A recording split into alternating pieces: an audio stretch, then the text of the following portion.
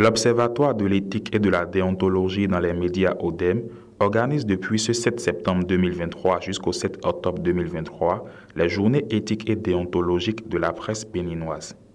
Cette initiative s'inscrit dans la perspective de rendre la presse béninoise plus professionnelle, toujours dynamique et plus responsable sur Internet. La conférence inaugurale a eu lieu ce 7 septembre 2023 à la Maison des médias Thomas Meignan-San à Cotonou. Il s'agissait d'un rendez-vous d'échange et de partage entre hommes des médias avec la présence des autorités politico-administratives et les acteurs des organisations de la société civile. Le représentant de l'ARAC, Bastien Salami, a exprimé sa joie et son enthousiasme en répondant présent à cette invitation de l'ODEM.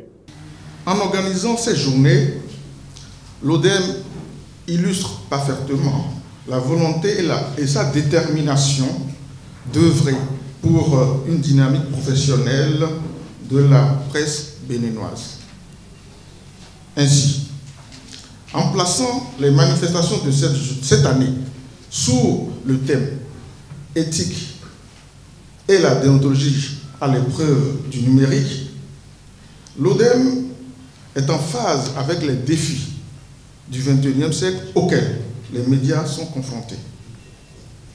En effet, la révolution des nouvelles technologies de l'information et de la communication, avec cette révolution, le journaliste est impacté au point où le numérique l'oblige à s'y adapter en adoptant désormais une posture qui l'amène dorénavant dans l'exercice de sa profession à faire preuve, outre le professionnalisme, la responsabilité, mais en plus de technicité.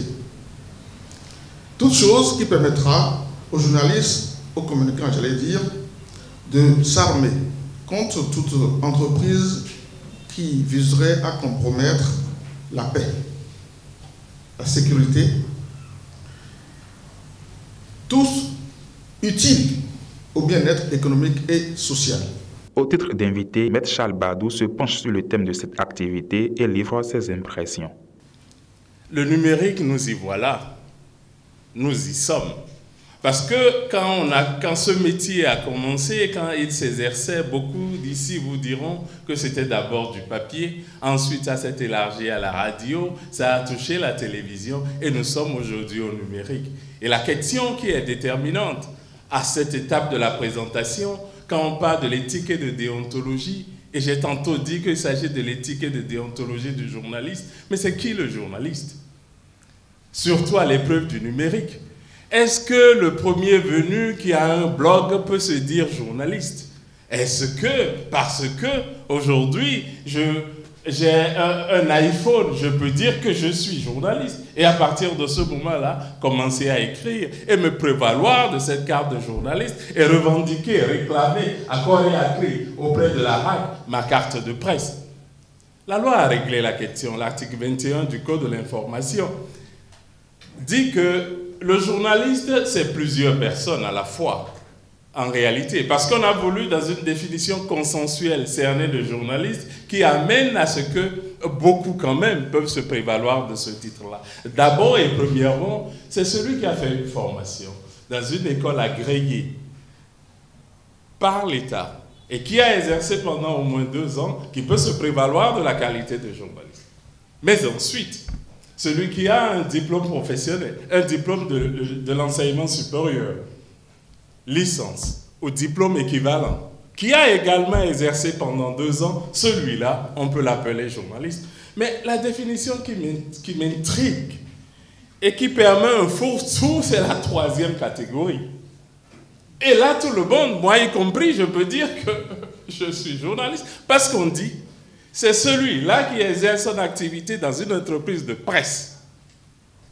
Donc, si j'exerce mon activité dans une entreprise de presse, je peux être journaliste à condition que ce soit ma principale source de revenus. Au nom de l'Assemblée spéciale des associations professionnelles des médias, Zakiat Latondji, présidente de l'UPMB, exprime sa réjouissance à l'endroit de cette initiative et adresse un message spécial à l'endroit des acteurs du monde des médias. Il est important pour chaque professionnel de médias de faire preuve de responsabilité dans le traitement de l'information. Cette responsabilité passe par le respect du code d'éthique et de déontologie, car il est important de savoir que la déontologie dans le traitement de l'actualité protège aussi bien le professionnel, les professionnels de l'information que le public. Le respect de la déontologie garantit des comportements éthiques et des publications saines dans le respect de la personne humaine et de la vérité des faits. C'est pourquoi l'Assemblée spéciale salue cette initiative de l'ODEM et encourage et invite chaque acteur de médias à se mobiliser partout sur l'ensemble du territoire national, puisque le programme est prévu ainsi pour la réussite de ces activités. Enfin, pour couronner cette cérémonie, c'est le président de l'ODEM, Ulrich Vital Arotonji, qui prendra la parole pour un bref historique de l'ODEM avant d'inviter les acteurs des médias à plus de professionnalisme. Installé le 3 mai 2023, vous y étiez pour la plupart au ministère des Affaires étrangères. L'ODEM 9e mandature a bouclé 4 mois d'activité. Le 3 septembre dernier, nous avions pris l'engagement solennel de faire de notre institution commune un miroir de crédibilité, d'engagement professionnel, d'innovation qualitative, et ceci avec le soutien de chacun et de chacune de vous. Et vous étiez là avec nous pendant ces 4 mois, nous vous en remercions.